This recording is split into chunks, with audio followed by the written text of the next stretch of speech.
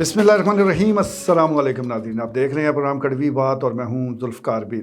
ناظرین، کھیل کوئی بھی برا نہیں ہوتا، بلکہ جو کھیلنے والے ہیں وہ برے ہو سکتے ہیں۔ جیسے کہ شکاری کی ہم بات کر لیتے ہیں۔ ایک وقت تھا کہ شکار اس لیے کھیلا جاتے تھے کہ اس وقت کیونکہ معاملات اس میں جنگوں میں وہ آپ کی جو تیر اندازی ہے، آپ کے نشانے ہیں، وہ بڑے استعمال ہوتے تھے، بڑے آپ کے کام آتے تھے۔ تو اس لیے اس قسم کے کھیلوں کو رواج دیا جاتا تھا، ان کو سامنے لایا جاتا تھا تاکہ ساتھ ساتھ جنگ کی بھی تیاریاں ہوتی رہیں، ساتھ ساتھ ایک کھیل بھی پروان چڑھتا رہے۔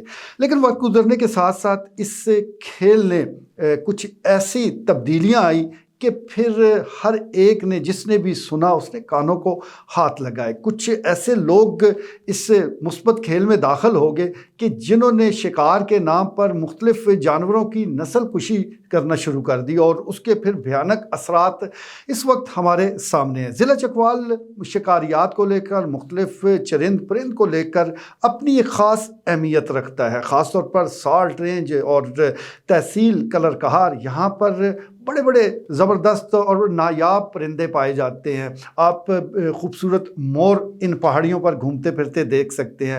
اڑیال جو ہے وہ بکثرت آپ کو نظر آئے گا۔ تیتر بٹیر تو اتنی زیادہ تعداد میں ہیں کہ ایسا لگتا ہے کہ کبھی کبھی وہ آپ کی گاڑیوں کے نیچے آ جائیں گے۔ یہی وجہ ہے کہ اتنی بڑی جو ایک جانوروں کی ایک فہرست ہے، یا اتنی بڑی تعداد میں یہاں جانور دیکھ کر بہت سے علاقوں کے جو شکاری ہیں ان کی رال ٹپکنا شروع ہو جاتی ہے، اور پھر وہ تمام حدود و قیود کراس کرتے ہوئے نسل کشی پر اتر آتے ہیں۔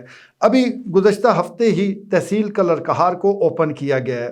ویسے تو اگر رولز کا جائزہ لیا جائے تو پھر تو کوئی خطرے والی بات نہیں ہے، یعنی ایک اتوار کو شکار ہونا ہے، اس میں ایک مخصوص تعداد ہے، اور پھر یہ بھی طے کر دیا گیا، یہ پابند کر دیا گیا کہ آپ صرف محض تیتر بٹیری وہ شکار کر سکتے ہیں۔ لیکن رولز کو پوچھتا کون ہے؟ اور خاص طور پر جو شکار کرنے والے لوگ ہیں وہ تو بالکل بھی اس کی پرواہ نہیں کرتے، کیونکہ اکثر و بیشتر ایسے لوگ ہیں کہ جو بڑے بااثر ہوتے ہیں۔ شکار کے شوقین اکثر لوگ وہ حکمران طبقے سے، اشرافیہ سے تعلق رکھتے ہیں۔ یہی وجہ ہے کہ وہ بے خوف و خطر اس شوق کو پروان چڑھاتے ہیں۔ اب کلر کار سے بھی یہی خبریں آ رہی ہے کہ تیتر بٹیر تو اپنی جگہ شکار ہو رہے ہیں اور اڈے مارے جا رہے ہیں، یعنی ان کی نسلوں کو ختم کیا جا رہا ہے، لیکن اس کی آڑ میں مور جو نایاب ہوتے جا رہے ہیں، جو بڑی کم تعداد میں اب رہ گئے ہیں، ان کو بھی شکار بنایا جا رہا ہے۔ جس کے ہتھے اڑیال چڑھ جاتا ہے اس پر بھی فائرنگ ہو جاتی ہے۔ ابھی کئی لوگ پکڑے بھی گئے ہیں، لیکن بہت سے ایسے لوگ ہیں کہ جو یہ شکار کر کے کچھ ایسے خفیہ راستے ان کی علم میں ہے، وہ وہاں سے نکل جاتے ہیں اور کسی کو پتہ بھی نہیں چلتا۔ تو یہ جو ظلم ہو رہا ہے اس کو کون روکے گا؟ ایسا بالکل نہیں ہونا چاہیے۔ حالانکہ سی سی بی کے نام پر کئی لوگوں نے اپنی دکانیں کھول رکھی ہیں۔ ہونا تو یہ چاہیے کہ یہ جو کمیونٹی بیس ایسوسی ایشن اور انجمنیں بنی ہوئی ہیں، یہ نہ صرف یہ کہ ان چرند پرند کی پرورش کا اہتمام کریں، اس میں جو لوگ یہاں موجود ہیں ان کی حوصلہ افزائی کریں، بنتی تو یہ اسی لیے، لیکن یہ خود بھی جو شکار کرنے والے ہیں ان کی رہنمائی کرنا شروع کر دیتے ہیں، ان کی معاونت کرتے ہیں، جس کی وجہ سے اس وقت چکوال میں اڑیال اور دیگر جو نایاب جانور ہیں وہ تیزی سے کم ہوتے جا رہے ہیں۔ تو اس طرف توجہ دینے کی ضرورت ہے، خاص طور پر وائلڈ لائف کے جو ذمہ داران ہیں وہ آفس سے ذرا نکل کے فیلڈ میں بھی جائیں۔ کچھ لوگوں کی ڈیوٹیاں ضرور ہوں گی، لیکن عملہ اتنا کم ہے کہ وہ اتنے وسیع و عریض علاقے کو کور نہیں کر سکتا۔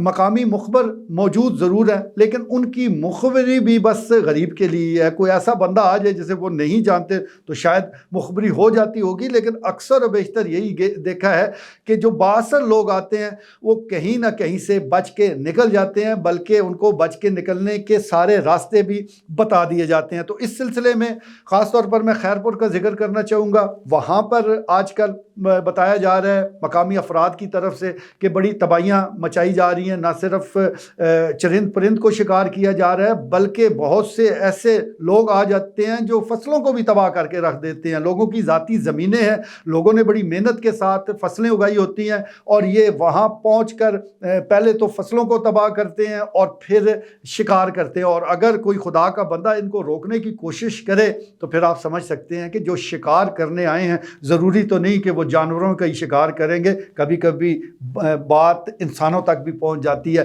اسلحہ لے کر تو ہر شریف آدمی ڈر ہی جاتا ہے، تو اس لیے وہ صرف محض منت ترلے تک، منت سماجت تک ہی محدود رہتے ہیں، اور کوشش ہوتی ہے ان کی کہ کم سے کم آپ ہماری فصلوں کو تباہ نہ کریں۔ یہ مسلسل عمل ہو رہا ہے، اتنی بار ہو چکا ہے کہ تنگ آمد بجنگ آمد کے مصداق اب بہت سے لوگوں نے ایکشن کمیٹیاں بنانی شروع کر دی ہیں۔ تحصیل کلرکار کے بہت سے ایسے علاقے ہیں جہاں آپ بورڈ بھی لگا دیے گئے ہیں اور کہا جا رہا ہے شکاریوں کو کہ آپ اس علاقے سے دور رہیں، حالانکہ یہ محکمہ وائلڈ لائف کا کام ہے کہ وہ تمام جو رولز ہے اس پر عمل درآمد کروائے، خود مانیٹرنگ بھی کرے، خود دیکھے بھی کہ کوئی بھی تجاوز نہ کرے، کوئی بھی اختیارات سے تجاوز نہ کرے۔ لیکن اس کے لیے جس طرح میں گزارش کر رہا ہوں کہ شاید اس لیول کی مانیٹرنگ نہیں ہے یا وہ وسائل نہیں ہے، کچھ بھی ہو، اس ساری چیز کا جو ملبہ ہے وہ جانوروں پر گر رہا ہے، اس ساری چیز کا جو نقصان ہے وہ قدرتی حسن کو ہو رہا ہے جو کہ بکثرت کلر کہار سالٹ رینج میں موجود ہے، اور یہی ہمارے لیے ایک قدرت کا بہترین تحفہ ہے، اور یہ تحفہ اب تیزی کے ساتھ وہ کم ہوتا جا رہا ہے، تیزی کے ساتھ اس میں کمی واقع ہوتی جا رہی ہے۔ اس طرف توجہ دینے کی ضرورت ہے، عوام میں اویئرنس آ رہی ہے، لوگ اپنے علاقے کو لے کر اب اقدامات اٹھاتے ہیں، لیکن سرکار کی معاونت کے بغیر کوئی کام وہ آگے نہیں بڑھ سکتا، کوئی کام اس طرح نہیں ہو سکتا کہ جو لوگ شکار کرنے والے ہیں ان کی حوصلہ شکنی ہو۔ تو سرکار ہو، عوام ہو، علاقے کے لوگ ہوں، جو بھی یہ سارے مل کر ایسا کام کریں کہ یہ قدرتی جو حسن ہے، یہ جو خوبصورتی ہے، یہ جو چرند پرند کی بولیاں ہیں، یہ پرندوں کی خوبصورت آوازیں ہیں، یہ ہم صرف ریکارڈڈ نہ سنیں بلکہ لائیو سننا چاہیں تو ان علاقوں میں جائیں، لیکن اس کے لیے ضروری ہے کہ ان کے تحفظ کو لے کر سخت اقدامات اٹھائے جائیں۔ آج کے لیے اتنا ہی، اجازت دیجیے، اللہ نے کے بعد۔